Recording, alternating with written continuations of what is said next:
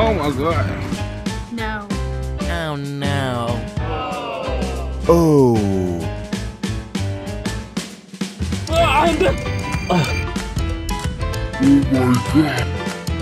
Oh no. Oh my God.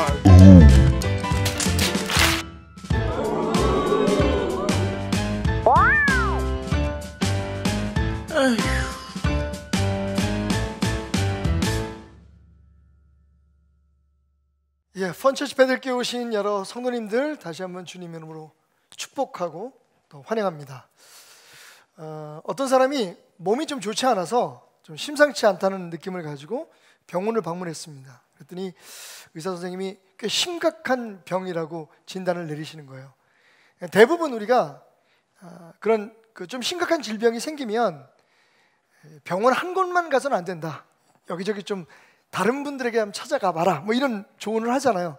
이 사람도 혹시나 해서 다른 병원 3군데를 더 돌아다녀 봤습니다.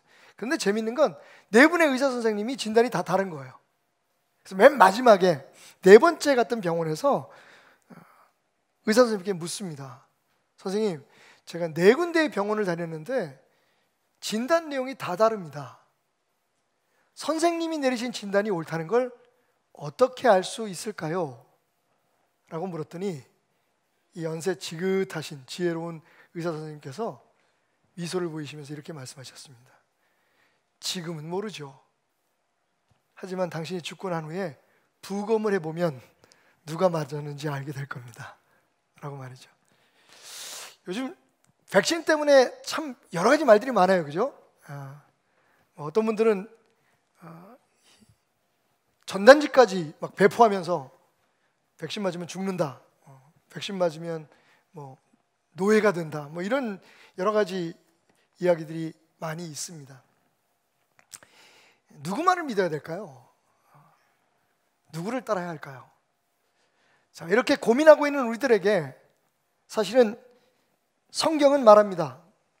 하나님의 말씀은 좌우의 날선 어떤 칼날보다도 예리하여 영과 혼과 우리의 골수를 쪼개어서 그 안에 우리의 생각이 마음이 어떤지 나타내게 한다. 여러분, 하나님의 말씀은 싸움에 나가서 장수가 사용하는 살상용 칼이 아닙니다. 히브리서 4장 12절 말씀처럼 하나님의 말씀은 수술용 칼입니다. 그 말씀이 우리를 쪼개고 우리의 관절과 골수를 쪼개서 그 안에 정말 우리도 생각지 못했던 우리 안에 있는 진짜 생각, 문제, 또 마음, 이념이 무엇인지를 정확하게 깨닫게 해주는 능력이 있습니다.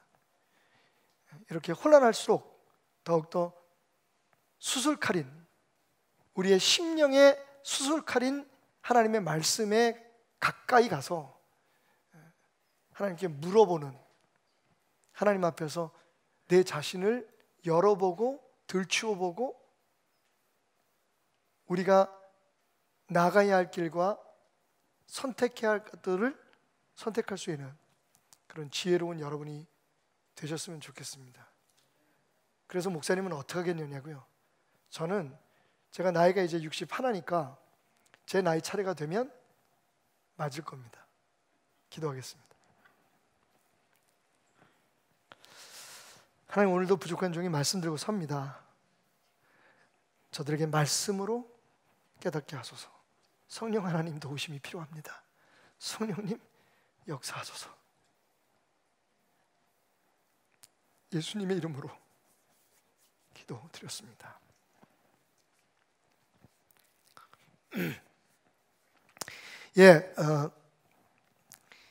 Jesus Face Palm이라고 하는 주제, 예수님의 마른 세수라고 하는 조금은 생소한 주제를 가지고 하나님의 말씀을 나누고 있습니다. 오늘 그 3번째 시간으로 그렇게 낯설지 않은 이야기죠. 어떤 사람들은 바람과 파도를 잔잔케 하신 예수님이라고 하는 제목을 붙이기도 하고, 또 다른 사람들은 잔잔해진 파도와 바람이라고 보는 관점에 따라서 제목을 붙이기도 합니다.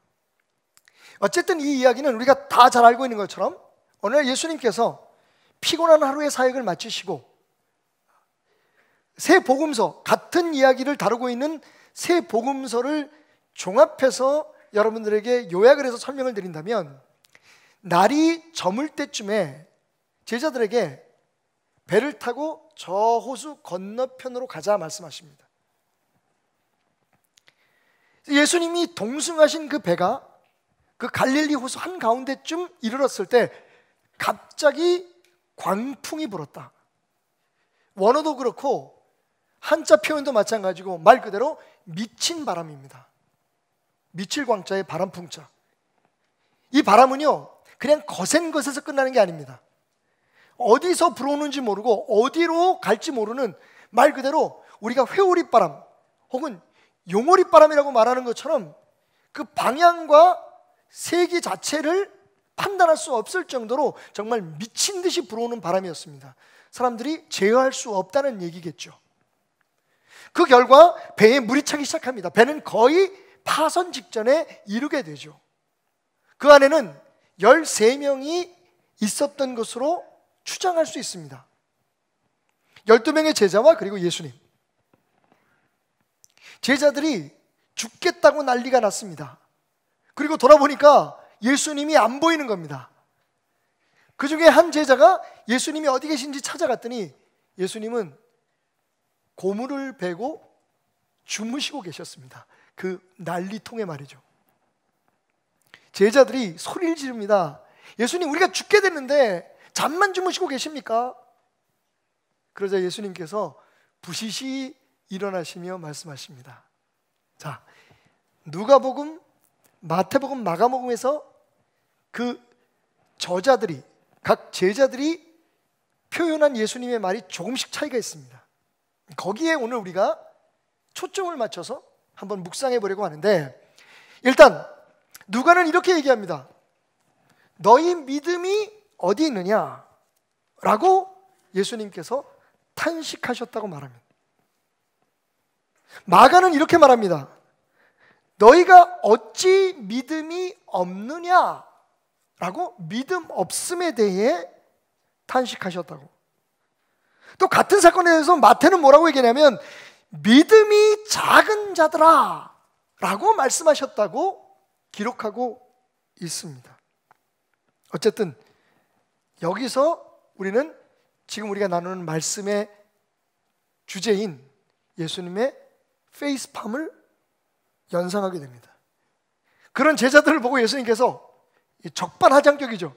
그냥 그 광풍 가운데 죽게 된 제자들을 돌아보지 않으시고 그냥 주무시고 계시던 예수님이 갑자기 일어나시더니 그들에게 왜 무서워하고 왜 두려워하느냐 라고 책망하시면서 얼굴을 가리시고 어휴, 도대체 너희 믿음이 어딨니? 어휴, 이 믿음이 없는 사람들아, 어휴, 이 믿음이 작은 자들아 라고 탄식하셨다는 겁니다. 그리고는 예수님께서 바람과 파도를 명하사 잔잔케 하십니다.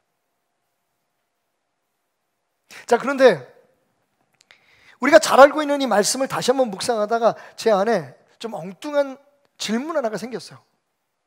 여러분에게 좀 시간을 드리고 물어볼 테니까 한번 답을 찾아보세요.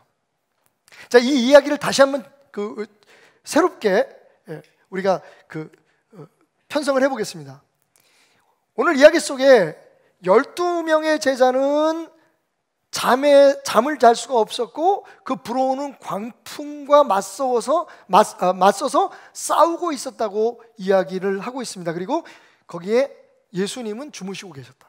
근데 이 상황을 다시 한번 재편성을 해가지고 예수님만 주무신 게 아니라 12명의 제자가 다 같이 그 미친 바람 속에서 잠들어 있었다면 여러분, 이 이야기의 끝은 어떻게 결말이 젖었을까요?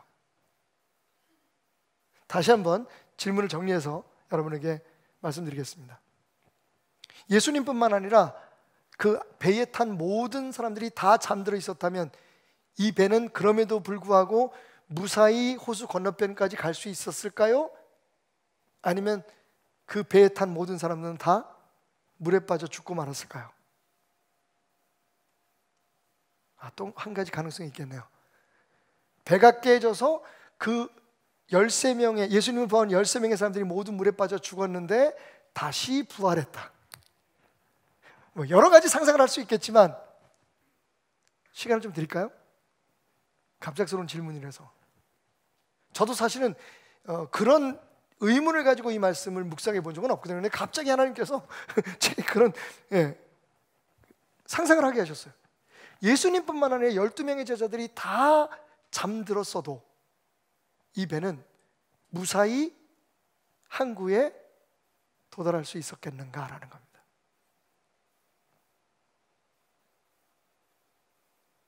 아마 대부분의 성도님들은 그렇게 생각하실 거예요. 당연하지. 저도 그렇게 생각해요. 그 12명의 제자들이 막 예수님을 보채서 깨우지 않고 그냥 다 같이 정말 예수님처럼 다 같이 너무 피곤해서 잠들어 있고, 바람은 그렇게 계속 불어오고 배는 흔들리고 물이 차와도 여러분 그 배는 무사히 저 건너편까지 갔을 겁니다. 몇 가지 이유가 있어요. 그렇게 생각하는. 첫 번째는 그때는 그날 그 시간은 예수님과 제자들이 죽을 시간이 아니었습니다. 요새 박신혜 양하고 조승우 씨가 나오는 드라마가 시지프스라고 하는 드라마가 있는데, 미래에서 온 사람들이 현재에서 그 미래에 일어날 수 있는 불행을 막아낸다고 하는 그런 SF 영화죠. 근데 그 영화에서 그 드라마죠. 그 드라마에서 지금 이제 몇 편 진행이 안 되는데, 그 드라마에서 미래에서 온 박신혜 씨가 아주 자주 쓰는 말이 있어요. 박신혜 씨를 죽이려고 막 사람들이 오고 여러 가지 죽을 것 같은 위기가 막 진짜 죽을 수밖에 없는 상황이 벌어져요. 근데 그때마다 뭐라고 얘기하냐면 이렇게 얘기합니다. 오늘은 내가 죽을 날이 아니에요. 미래에서 왔기 때문에 그녀는 어떻게 언제 죽을 것을 알고 있는 거예요. 물론 이게 드라마지만 되게 흥미로웠어요, 저는. 그러니까 어떤 위험이 있어도 진짜 눈앞에서 폭탄이 터지고 막 총알이 날라와도 그녀는 당당한 거예요. 오히려 옆 사람들을 위로해요. 뭐라고 위로하냐면 오늘은 죽을 날 아니에요. 미래에서 왔기 때문에 그걸 아는 거예요. 내가 어떻게 죽을지, 누구의 손에 의해서 죽을지, 언제 죽을지. 여러분, 제가 왜 예수님뿐만 아니라 제자들이 함께 자도 이 배는 무사히 거기까지 도달할 수 있을 것이라고 단정을 짓냐면, 여러분도 그렇게 생각하실 수 있는가 하면 그 이유는요, 예수님이 물에 빠져 죽으실 수 없는 분이에요. 우리는 이미 알고 있어요, 그죠? 이게 그냥 우연히 살아가는 어떤 날들 동안에 일어난 일이 아니라, 여러분, 예수님의 탄생부터 예수님이 십자가의 골고다의 대속의 죽음까지 모두 이미 구약성경에 몇백 년 전에 예언됐던 그대로 일이 이루어지고 있어요. 그러니까 그 예언에 의하면, 이사야의 예언에 의하면, 다윗의 고백에 의하면 예수님이 갈릴리 호수에 물에 빠져 죽었다는 얘기가 없어요. 오히려 뭐라고 얘기하고 있냐면 그분이 세상의 모든 죄를 지고 가는 어린 양이 되셔서 십자가에 못 박혀 죽으실 것이 예언되어 있단 말이에요. 그러니까 이 배는 어찌하든지 무사히 건너편까지 갈 수밖에 없는 거죠. 그런데 예수님만 그렇습니까? 아닙니다. 그 배에 타고 있던 12명의 제자에게도 각자에게 주어진 하나님의 섭리가 있었어요. 아멘? 우리가 매일 그렇게 고백해요. 제가 요즘 그 청소년들 혹은 목회자 자녀들 세미나를 하는데, 그 세미나 때마다 항상 우리가 아이들에게 희망을 주고 소망을 주기 위해서 하는 얘기가 있어요. 그게 뭡니까?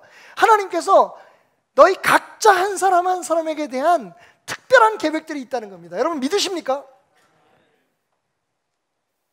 여러분, 우리가 사실은 개인적으로 우리 자신을 평가하고 또 주변의 여러 가지 그런 조건들에 의해서 우리 자신을 비춰볼 때에 어떤 상황이든 어떤 환경이든 내가 어떻게 생겼든 내 스펙이 어떻게 되든, 여러분 사실 우리가 그것 때문에 주저앉지 말아야 할 이유는 뭐냐면, 하나님이 모든 사람 한 사람 한 사람에게 그 사람만을 위한 특별한 계획이 있다는 겁니다. 그걸 모르고 세상 속에서 많은 사람들 속에서 세상이 주는 그 조건 속에서 나를 보면 우리는요 자꾸만 실망하게 되고 우리 자신이 위축될 수밖에 없어요. 항상 비교 대상이 되는 존재들은 우리보다 훨씬 더 세상적인 관점에서 보면 더 나은 사람들이 많기 때문이죠. 근데 우리가 주눅들 필요가 없는 게 뭡니까? 나는 나대로 하나님의 계획이 있다는 거예요. 조금 더 신학적으로 깊이 들어가면 우리가 죽을 날과 우리가 죽을 때와 우리가 죽을 환경에 대해서 이미 하나님의 계획이 있으시다는 것을 우리는 신뢰해야 됩니다. 제자들도 마찬가지예요. 야고보는 12명의 제자 중에서 제일 먼저 순교해야 될 사명이 있었고, 아멘? 그의 형제 요한은 12명의 제자들이 다 죽고 난 후에, 11명이 다 죽고 난 후에 맨 마지막에 죽어야 될 그런 하나님의 섭리가 있었고, 베드로는 십자가에 거꾸로 매달려 죽어야 될 운명이었고, 아시겠어요 여러분? 도마는 알려진 얘기처럼 걷고 또 걸어서 배를 타고 또 배를 타고 저 인도에까지 예수님의 복음을 전해야 되도록 하나님께서 이미 계획을 세워놓으셨고, 그러니까 이미 결론을 알고 있는 우리들의 입장에서 보면 갈릴리에서 그분들은 돌아가실 분들이 아니에요. 그러니까 13명이 다 잠이 들었어도 이 배는 무사히 도착할 수밖에 없겠죠. 모르겠어요.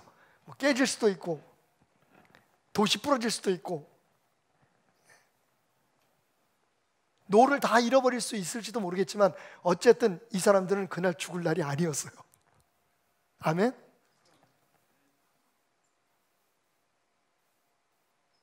여러분, 예수님과 함께하고 예수님 안에서 하나님의 계획 속에 살아간다고 생각하는 그분들의 삶이 거기에서 끝이 아니고, 하나님이 계획한 어느 순간, 하나님이 섭리하신 어느 일까지가 그들의 운명이라고 인정하기에 13명이 다 잠이 들어도 그 배는 무사히 건너편에 도착했을 것이다 라고 생각하는 우리들이, 막상 오늘 이 요란하게 정말 미친 바람처럼 밀려오는 여러 가지 고난과 역경 속에서 어떤 믿음을 갖고 있나요? 우리는 여기서 죽습니까? 이 코로나19로 우리는 여기서 끝입니까? 코로나19로 말미암아 우리가 겪게 되는 여러 가지 경제적인 상황이나 혹은 관계적인 문제 때문에 우리는 여기서 모든 것을 멈춥니까? 모르죠. 하지만 확실하게 알 수 있는 건 하나님의 계획대로 되겠죠. 여러분 알고 계십니까? 우리의 인생을 배를 타고 떠나는 여정이라고 생각한다면 그 인생이라는 배에 이미 예수님이 동승하고 계신다는 사실을, 그게 여러분이 여기에 있는 이유예요. 두려워하고 무서워하는 거 어쩔 수 없습니다. 사람이니까. 예수님도 배고픔을 느끼셨고 분노를 느끼셨던 것처럼 그날 제자들이 불어오는 그 바람에 대해서, 아니 그 갈릴리 바다에서 잔뼈가 굵은 사람임에도 불구하고 그들이 자신들의 능력과 힘으로는 감당할 수 없는 그 미친 바람 앞에 가졌던 그 두려움과 무서움이라는 감정은 피할 수 없어요. 예수님은 그것을 탓하고 있는 게 아닙니다.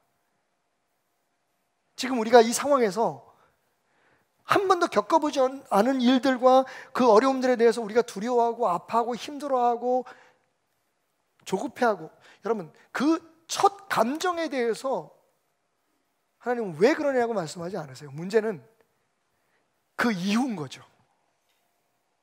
그 이후에 주님은 물으십니다. 도대체 너의 믿음이 어디 있느냐?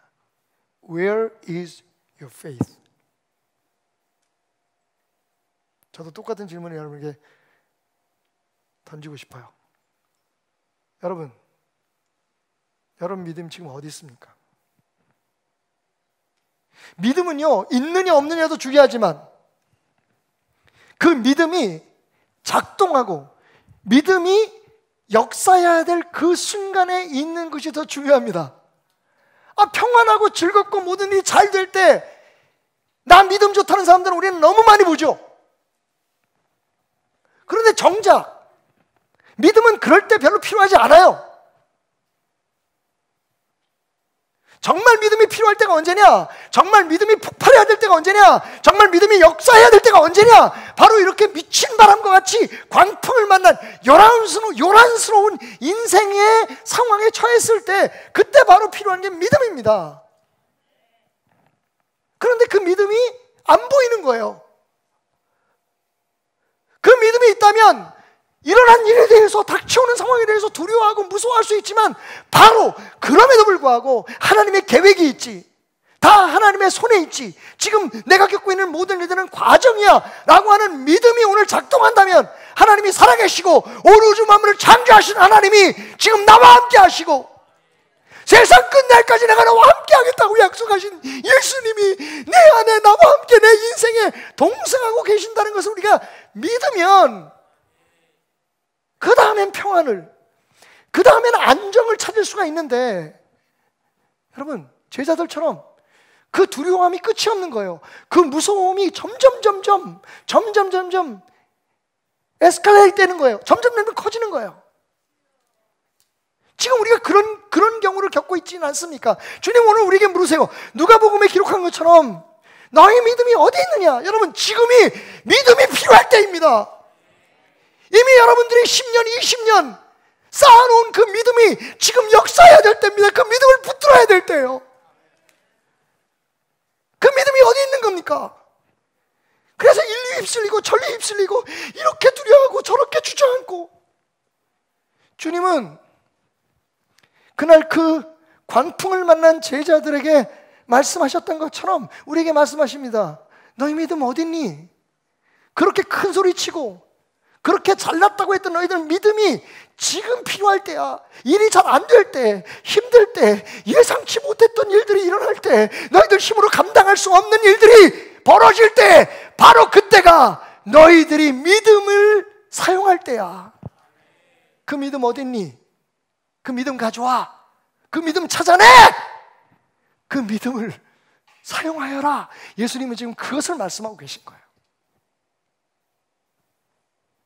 자, 그렇다면 동일한 사건을 이야기하고 있는 마가복음으로 넘어가 보면 예수님이 제자들에게 뭐라고 말씀하셨다고요? 이번엔 이렇게 말씀하십니다. 이에 제자들에게 이르시되 어찌하여 이렇게 무서워하느냐? 마가복음 4장입니다. 40절.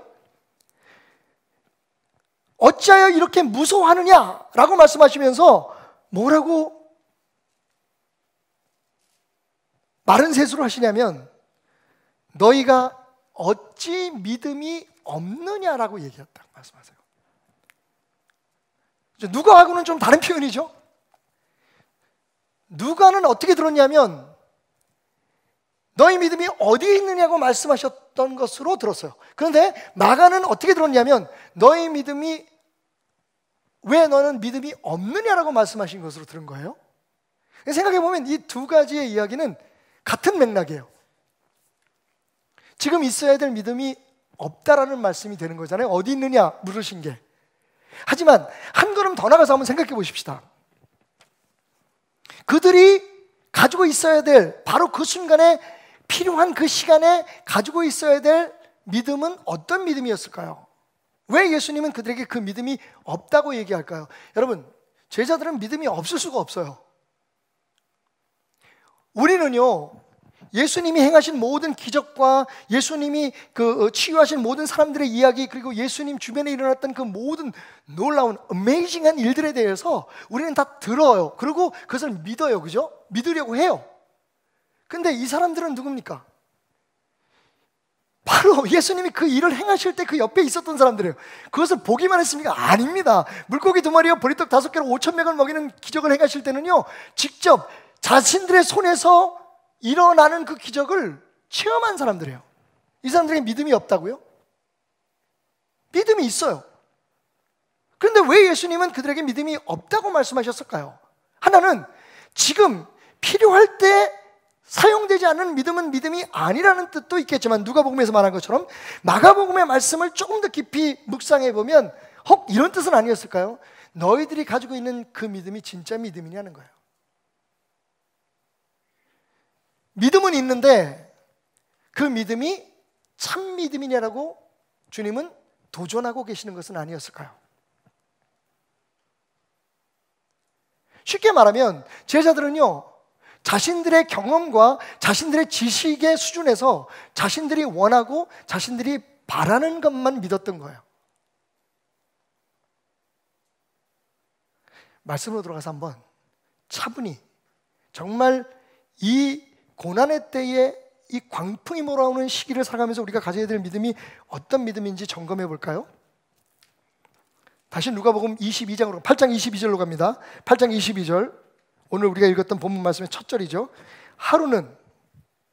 이 하루는 또 역시 다른 그 복음서에 기록된 그 말씀들을 기준으로 볼 때 저물어 갈 어느 때, 예수님이 많은 기적을 행하시고 많은 사람들을 치유하시고 심지어는 자신을 찾아온 형제들에 대해서, 친형제들에 대해서 누가 내 형제냐라고 그들에 대해 좀 마음 아픈 고백을 하셨어야만 하는 그 일들이 있은 후에요. 그러니까 예수님 무척 피곤하셨을 것 같아요. 참고적으로 말씀드리면 이 사역이라는 게 사실 시간으로 따지면, 여러분, 제가 주일날 설교 3번 하잖아요. 다 합해도 설교, 제가 이 강단에 서서 설교를 하는 시간, 1부 예배, 2부 예배, 그리고 청년 예배까지 끝나도 사실은 서서 말하는 시간은 3시간이 안 돼요. 한 2시간 정도? 2시간에서 2시간 한 15분에서 30분 정도 길어야.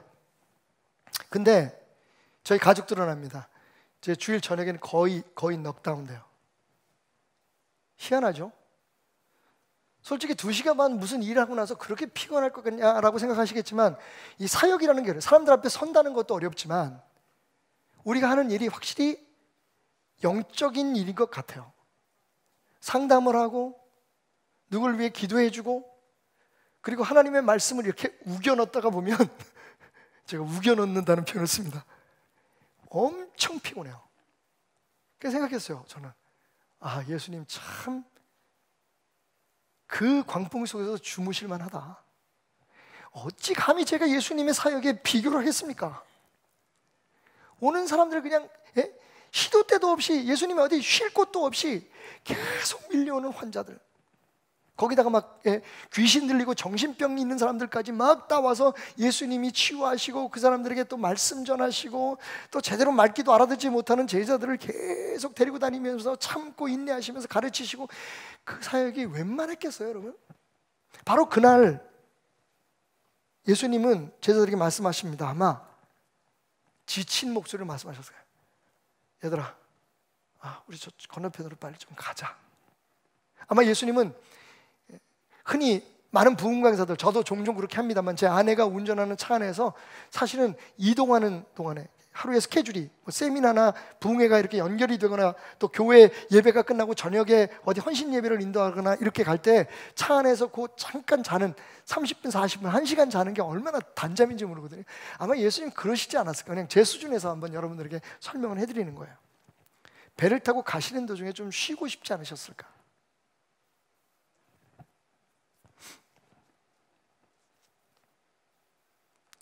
그래서 제자들과 함께 배에 오르사 그들에게 이르시되 호수 저편으로 건너가자 하시매 이에 떠나라고 얘기하고 있습니다. 자, 여기서 우리가 점검해야 될 중요한 진리가 있죠. 믿음의 진리. 첫째, 여러분, 우리는 뭘 믿어야 됩니까? 예수님께서 지금 인생이라는 우리 배에 함께 동승하셨다는 것을 믿으셔야 됩니다. 이건 성경 말씀입니다. 예수님 말씀하시잖아요. 세상 끝날까지 너희와 항상 함께 있으리라. 요한복음 15장에서 예수님 말씀하시잖아요. 내 안에 거하라. 나도 너희 안에 거하리니. 여러분, 이게 진리예요. 그러니까 우리가 어떤 일을 당하든지 우리가 예수 그리스도를 구주로 영접하고 하나님의 자녀가 되는 순간 우리의 인생에 예수님 동승하십니다. 오늘도 참 오래간만에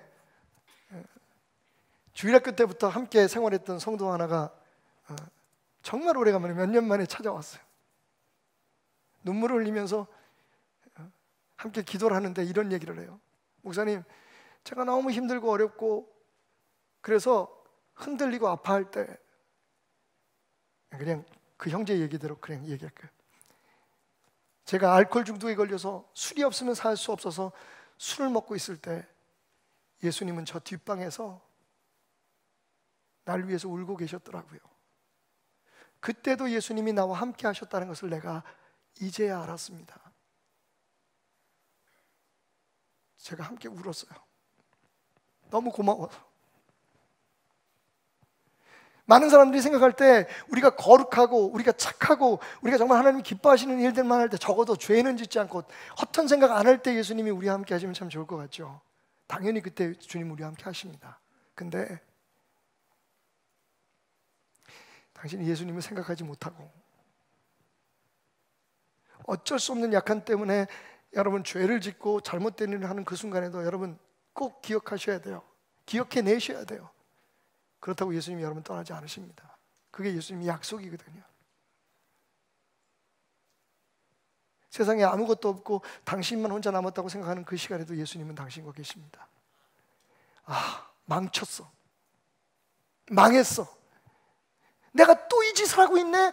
정말 하고 싶지 않은데, 하면 안 되는데, 그러면서도 또 반복되는 그 실수와 실패 속에도 여러분, 예수님은 여러분을 떠나지 않으십니다. 그걸 기억해내셔야 돼요.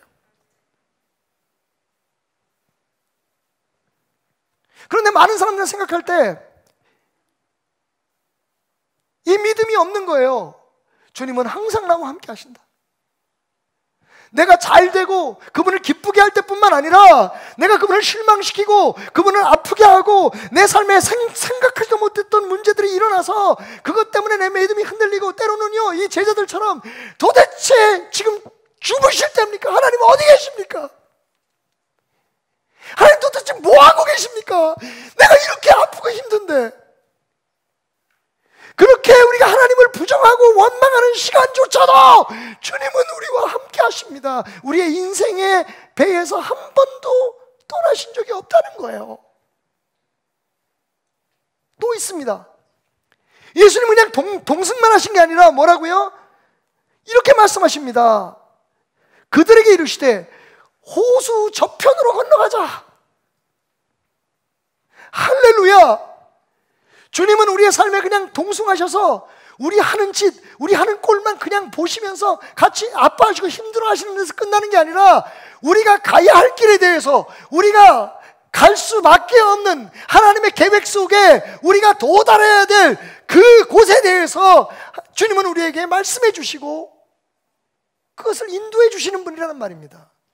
그러니까 내가 가고 싶은 길에 주님 오시옵소서라고 내 배에 태우는 게 아니라 이미 주님이 타고 계신 그 배에서 주님이 가시자는 곳을 향해 가야 되는 게 신앙인 거예요. 주님은 그걸 묻는 겁니다. 야, 너희들 왜 믿음이 없니? 내가 가자 그랬는데 안 갈 거야? 내가 가자 그랬는데 가다가 이 배가 가라앉겠니? 그 믿음이 없니? 그 믿음이 필요해. 그 믿음을 지금 찾아라.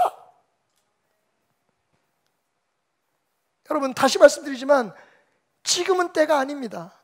그리고 지금 때일지라도 하나님의 계획은 완전하십니다. 그걸 신뢰하는 게 믿음이에요. 근데 우리는 어려운 일이 당하고 힘든 일이 있을 때, 주님이 우리 눈에 보이지 않을 때, 이게 세 번째 포인트입니다만, 자꾸만 내 감정, 내 생각, 그리고 주변 사람들의 이야기나 환경에 믿음을 자꾸만 가지려고 해요. 자, 그런데 예수님께서 동승하시고 예수님께서 가자고 하신 그 길에 무슨 일이 벌어집니까? 폭풍이 일어났어요. 자, 여기서 한 가지 우리가 확실히 수정하고 가야 될 우리의 믿음. 예수 믿으면 다 잘 되는 거 아니다라는 겁니다. 예수 믿어도 광풍이 있어요. 여러분, 다윗의 시편 23편이 아름다운 것은 그가 나 하나님 믿고 나서 하나님을 내 목자로 삼고 나서 오호라 아싸 지화자 좋은 일만 있었다라고 얘기하고 있지 않기 때문이에요. 생텍쥐페리의 어린 왕자에 나온 이야기처럼 말처럼 사막이 아름다운 것은 그곳 어디엔가 샘물이 있기 때문이에요. 여러분, 다윗의 고백이 들려오십니까? 내가 사망의 사망의 음침한 골짜기 가지 말아야 되잖아. 하나님이 내 목자면. 내가 사망의 음침한 골짜기를 다닐지라도 두려워하지 않을 것은, 그게 믿음인 거예요. 그게 우리에게 필요한 믿음인데, 언제부턴가 우리는 예수 믿으면 다 병 고치고 예수 믿으면 다 잘 되고 예수 믿는 목적 자체가 잘 되기 위해, 편안하게 살기 위해서요. 그러니까 우리의 믿음이 없는 것과 같은 거예요. 믿음은 갖는 것도 중요하지만 진짜 믿음을 갖는 게 더 중요합니다. 그리고 누가가 표현한 것처럼 우리의 믿음이 필요할 때, 작동해야 될 때 작동하는 것이 중요합니다. 지금 오늘 이 이야기는 우리에게 그것을 얘기해 주는 거예요. 우리 교회를 10년, 20년 다녔는데, 어떤 분들은 평생을 다녔는데 우리에게 믿음 없다는 말이 되겠어요? 그런데 그 믿음이 정말 이 광풍의 때에 진짜 믿음인지, 그리고 그 믿음이 지금 우리의 삶을, 우리의 감정을, 우리의 생각을, 우리의 판단을 지배하고 있는지를 한번 물으라는 거예요. 안 그러면 우리도 제자들처럼 펄펄 뛰고 예수 믿었는데, 하나님 믿었는데, 교회 이렇게 열심히 다녔는데 왜 우리의 삶에 이런 문제가 일어나냐고 엉뚱한 얘기를 하게 되는 거예요. 여러분, 이제는 더 이상 그런 말에 속지 마십시오. 예수 믿고 하나님 믿는다고 문제 없는 거 아니에요. 문제 정도가 아니에요. 때로는 광풍을 만날 때가 있어요. 미친 바람처럼. 여러분, 딱 들으면 판단하셔야 돼요. 많은 아이들을 모아놓고 세미나하면서, 학부모들 모아놓고 세미나하면서 하나님께서 우리를 지켜주시는 것 같아. 이렇게 2,000명씩이나 모였는데, 하나님이 과학적으로 우리를 지켜주셔서 아무도 코로나에 안 걸린다고. 그러더니 그냥 다 걸려버렸어. 예수 믿으면 코로나 안 걸립니까? 그러면 어떤 문제가 생기냐면요, 코로나 걸린 사람은 예수 안 믿는 사람인 거예요. 그런데 사람들은 거기에 넘어가요. 그것을 신뢰해요. 왜? 듣고 싶은 소리니까. 그랬으면 좋겠으니까. 저는 이 이야기에 또 엉뚱한 상상을 해봅니다. 여러분, 왜 예수님은 제자들의 마음을 안정시키지 않으시고 파도를 안정시키셨을까요? 미처 생각 못했던 건데 생각해보세요. 여러분, 예수님은 사람의 감정이나 사람의 모든 생각도 지배하실 수 있는 분이시고 자연도 지배하실 수 있는 분이시잖아요. 그런데 예수님이 저 같으면 그랬을 것 같아요. 먼저 제자들부터 안정시켜. 야, 내 이름으로 명하노니 마음에 평안이 있을지어다. 그럼 전부 다 편안해지잖아요.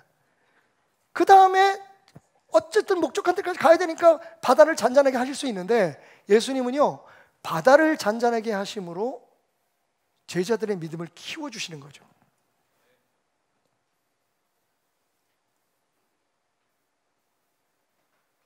진짜 믿음이 필요해요. 믿어야 될 걸 믿어야 돼요.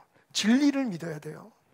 안 그러면 우리의 삶 속에 자꾸만 소위 우리가 말하는 시험이 듭니다.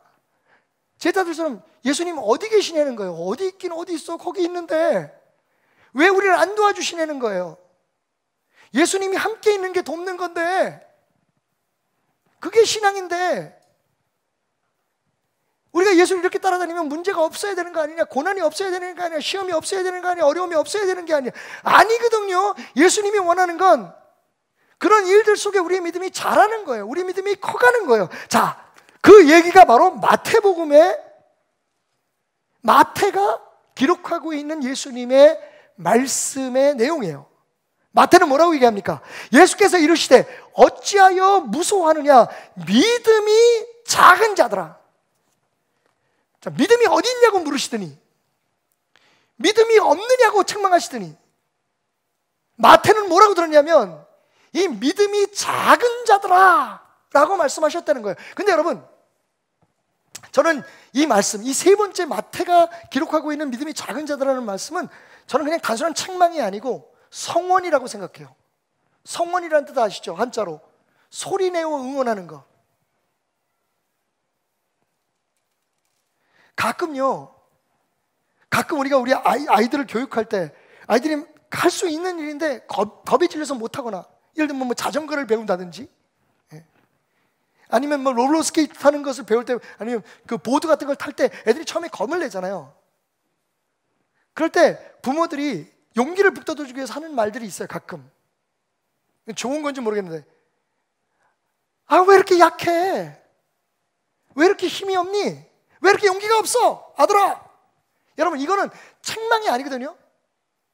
속뜻이 뭐예요? 힘내라는 거예요. 한번 해보자는 거예요. 너 할 수 있어 라는 또 다른 표현이잖아요. 저는 오늘 마태는 그걸 그렇게 들은 것 같아요. 어찌하여 무서워하느냐? 믿음이 작은 자들아. 여러분, 이건 주님께서 믿음 키워보자는 거예요. 힘을 내보자는 거예요. 이 일을 통해서 예수님께서 의도했던 것은 제자들에게 어떠한 상황이나 어떠한 환경이 와도, 여러분 보십시오. 이후에 예수님이 뭘 예언한 줄 아세요? 자, 이제 인자가 죽을 때가 됐다는 거예요. 이 광풍 하나도 주님과 함께 이겨내지 못하면 주님이 눈에 보이지 않는 그 상황에서 어찌 제자들이 그 어려움을 이겨낼 수 있을까? 주님은 생각하신 거예요.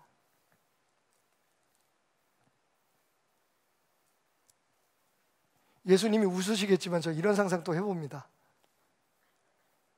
예수님은 그날 어쩌면 자지 않고 자는 채 하셨을지도 몰라요.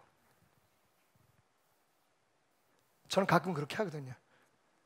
우리 라일이하고 라미가, 제가 이제 피곤해서 집에 들어가가지고 씻고 밥 먹고 이렇게 눕잖아요, 침대에. 그럼 와서 그때부터 저하고 놀자 그래요. 할아버지가 이제 하루 종일 안 보이다가 나타났잖아요. 놀자 그래요. 저희가 이제 피곤해서 정말 놀고 싶은데 그렇게 할 수 없을 때 하는 게 있어요. 저나 제 아내나 코를 골기 시작합니다. 연기도 참, 그럴 때는 이렇게 연기빨이 많은지.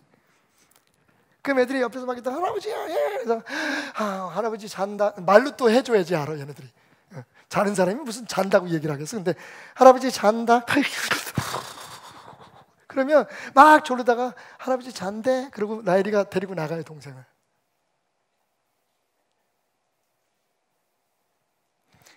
예수님 용서해 주세요. 그냥 제 상상이에요. 근데 그날 안 주무셨죠?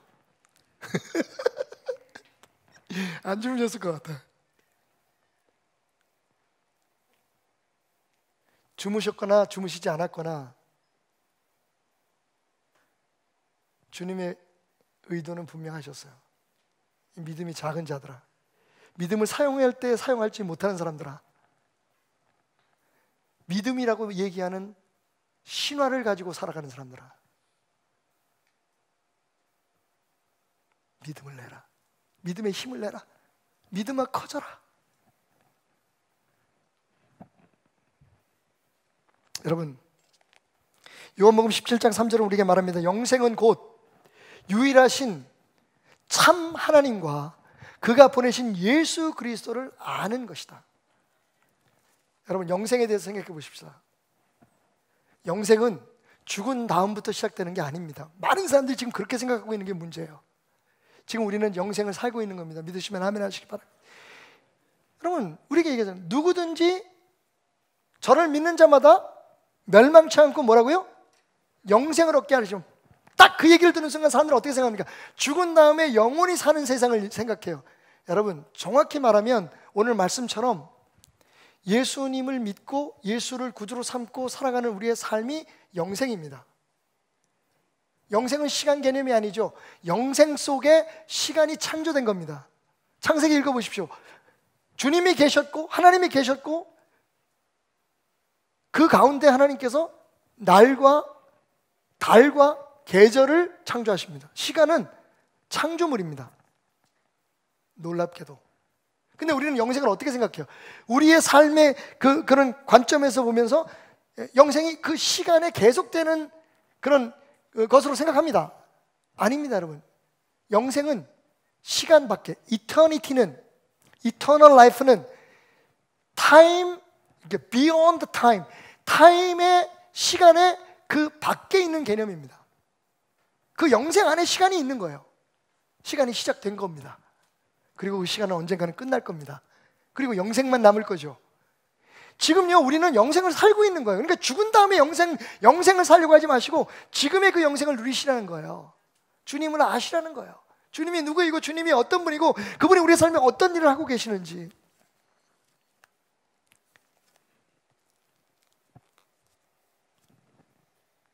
이 믿음이 작은 자들아, 주님은 우리에게 성원하십니다. 지금 힘을 내라는 거예요. 용기를 내라는 거예요. 다시 한번 오늘 말씀을 정리해 봅니다. 우리 각자에게는 다 정해진 하나님의 계획과 섭리가 있습니다. 다른 사람하고 비교할 것도 없고요, 다른 사람과 부러워할 것도 없다고 성경은 우리에게 계속 말하고 있습니다. 왜? 우리는 우리의 삶을 사는 게 목표이기 때문이에요. 그리고 그 삶은 하나님께서 정해진 대로 우리에게 주어지고 허락됩니다. 그러니까 갈릴리 바다에 빠져 죽어야 될 사람은 빠져 죽는 거고요, 죽을 수 없는 사람들은 못 죽는 거예요. 그날 그 배는 무조건 건너편에 도달할 수밖에 없었습니다. 그게 하나님의 계획이었고 하나님은 그 일을 이루고 계셨습니다. 그러면 풍랑은 뭡니까? 바로 제자들을 훈련시키시고 그것을 통해 오늘 우리를 훈련시키시기 원하는 작은 믿음을 큰 믿음으로, 잘못된 믿음을 진짜 믿음으로, 그리고 사용해야 될 때 적시적소에 사용할 수 있는 그 믿음을 가지라고. 너희 믿음이 어디 있느냐? 이 믿음 없는 자들아, 믿음이 작아서 어떡할래? 힘을 내라. 믿음을 키워라. 오늘 이 요란뻑적스러운 세상을 살아가는, 이 코로나19 사태를 살아가는 이 시대에 이 광풍을 만난 우리의 삶에 주님이 얼굴을 쓰다듬으시면서 어휴, 이 사람들아, 그게 당신들이 말했던 믿음이었냐? 라고 말씀하시며 우리를 훈련시키시는 이야기, 오늘 말씀이 바로 그것입니다.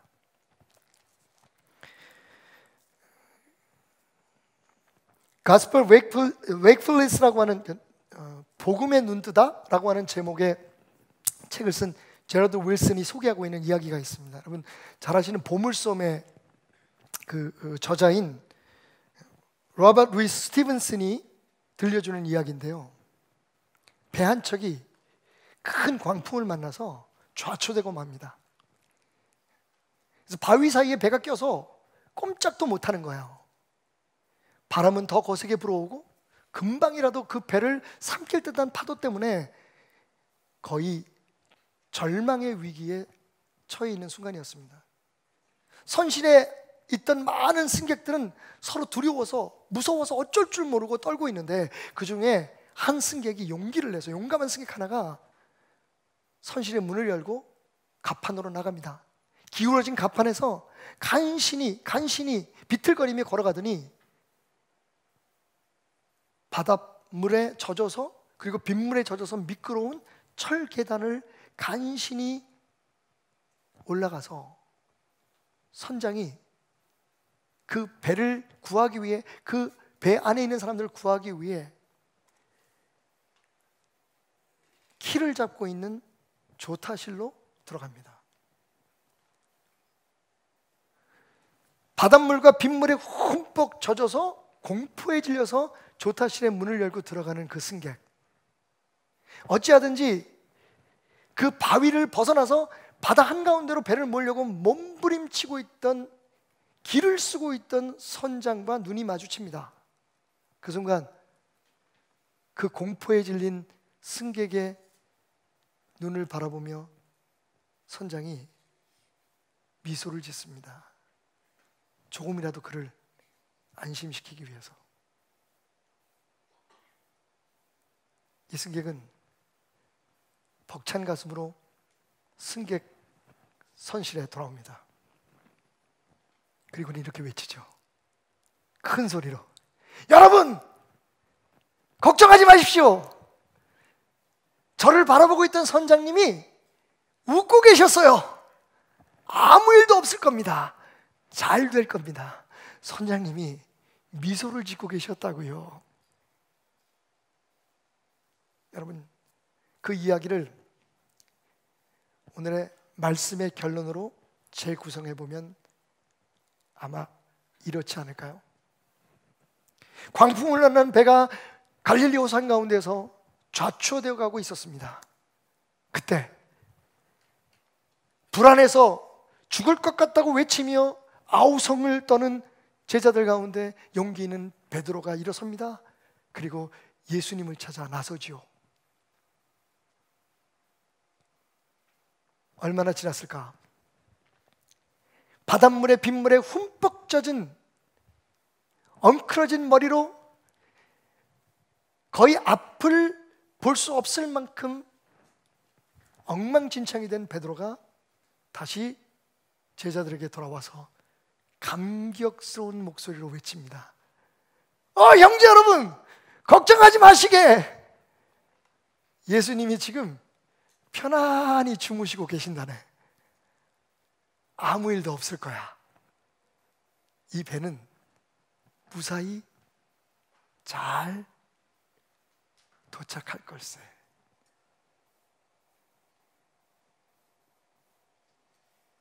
사랑하는 여러분, 주님께서 우리의 인생에 동승하고 계십니다. 그분의 계획한 때에 계획한 방법으로 계획된 일들이 이루어질 것입니다. 고난이 닥쳐와도, 우리의 삶에 어려움이 있을지라도 이 믿음, 지금 그 믿음 사용하시고 발휘하시고 붙드셔서 이 요지경 같은 이 요란한 인생의 파도가 지나가고 난 후에도 하나님의 계획 속에 든든히 서서 오히려 우리 주변 사람들을 위로하고 축복하며 주어진 삶을 살아가는 저와 여러분이 되었으면 좋겠습니다. 여러분, 장담합니다. 단언코 말씀드립니다. 잘 될 겁니다. 우리 안에 계신 예수님은 지금 놀라거나 두려워하거나 긴장하고 있지 않으십니다. 오늘 그 주님을 다시 발견하는 여러분이 되시기를 주님의 이름으로 축원합니다. 거친 바다 한가운데 그 깊은 물속의 잔잔함처럼 우리를 품으시는 그분 안에서 주 품에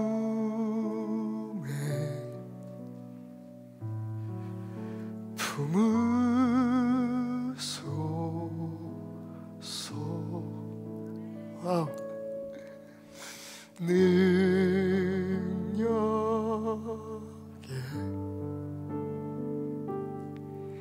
발로 덮으소서. 거친 파도 나 향해 와도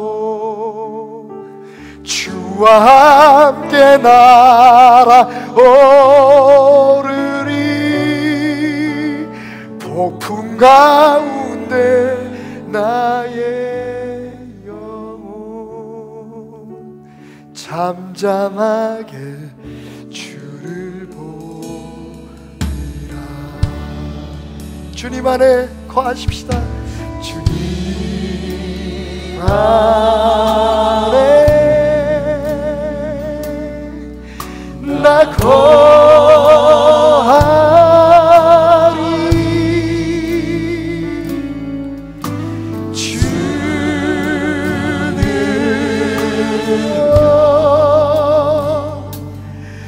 나 잠잠히 믿네.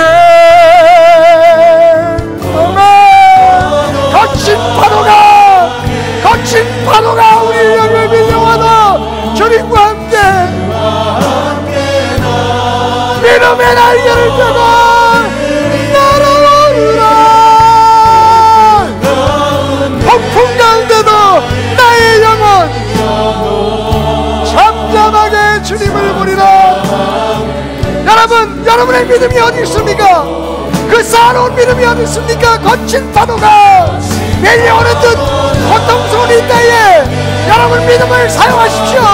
여러분의 믿음을 활용하십시오. 여러분이 싸워왔던, 여러분이 잡식해왔던, 여러분이 붙들고 있었던 그 주님을 향한 믿음, 그 믿음은 주여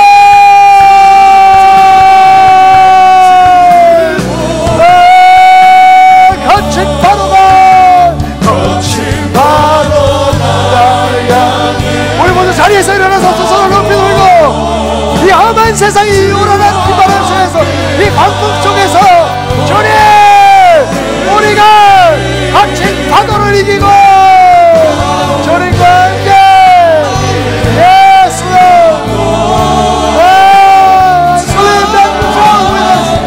우리 한 번 더 높이 거친 파도 나를 향해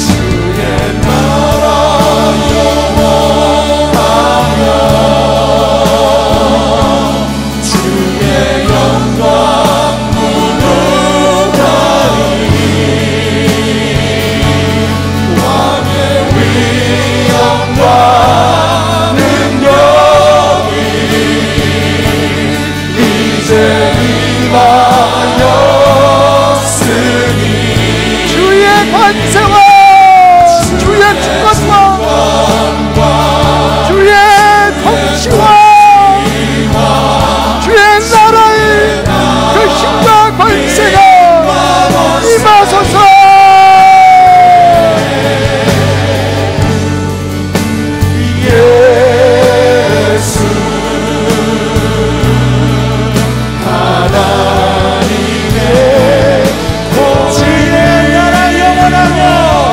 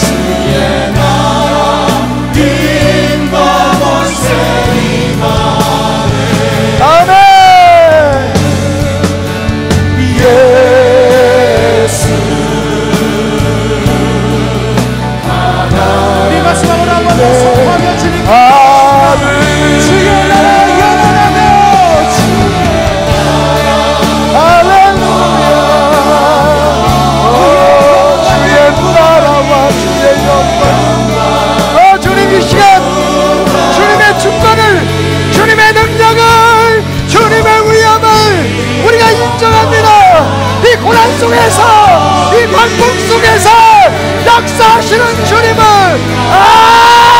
우리가 의지합니다. 우리 한 번만 더 기도할까요? 주님 앞에 우리의 인생이라는 비단을 맡기고 기도합시다. 주여! 주여! 주여 스케나 파리 게는 스케나 파리.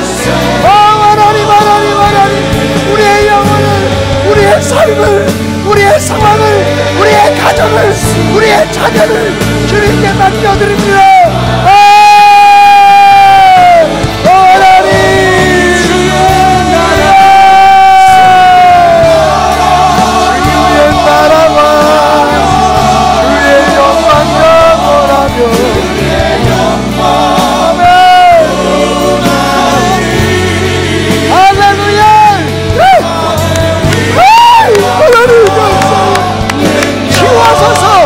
회복시키소서. 하나님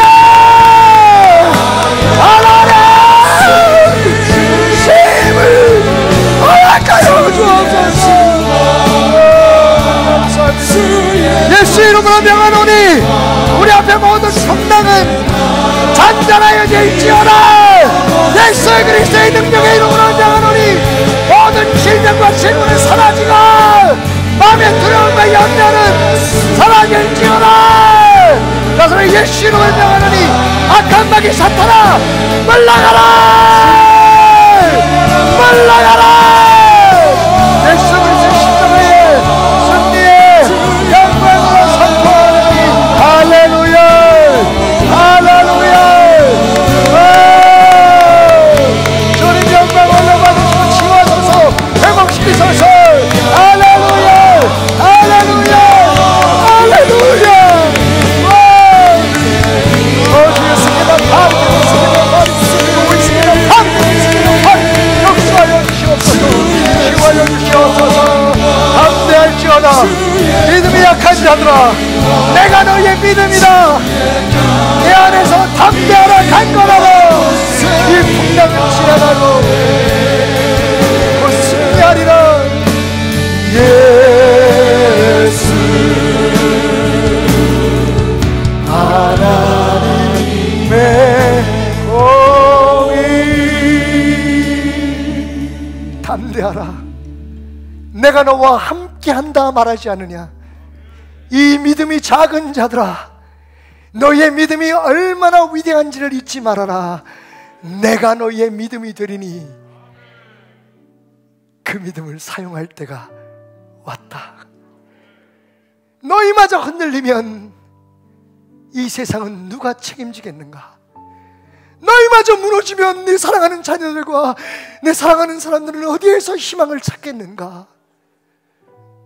이 믿음이 없는 자들아, 이미 가지고 있는 믿음을 믿지 못하는 자들아, 이 풍랑은 지나가리라. 나와 함께 승리의 노래를 부르는 때가 곧 오리라.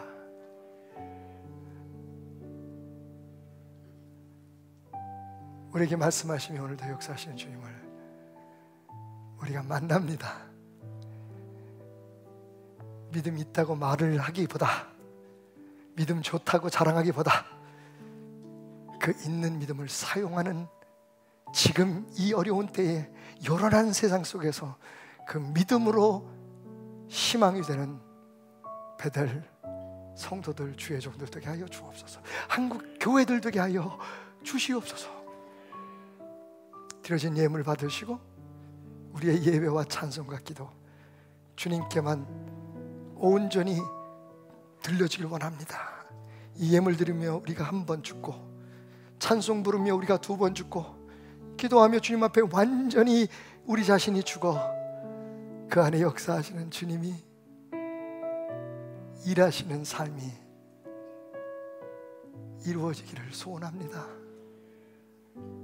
예수 하나님의 공의, 우리의 소망, 그 예수님의 은혜와 하나님의 끝없는 사랑, 성령님의 인도하심이, 그렇게 찬송하며 그렇게 예배하며 주님 앞에 선 베델의 모든 권속들에게, 그리고 그 가정과 하는 일들과 우리의 미래인 어린 자녀들의 삶 속에 무엇보다도 하나님 끝까지 이 풍랑 속에서 십자가 닷을 붙들고 돛을 붙들고 버텨내야 할 조국 교회들 위해 영원히 함께 하시기를 축원하옵나이다. 아멘, 아멘, 아멘. 우리 큰 소리로 하나님 앞에 아멘 부릅시다. 아멘. 할렐루야로 찬양합시다. 할렐루야. 주님이 여러분과 함께 하십니다. 주님이 여러분과 동행하십니다. 그래서 우리는 승리할 것입니다. 박수로 하나님 앞에 영광을 돌려드립시다. 아멘.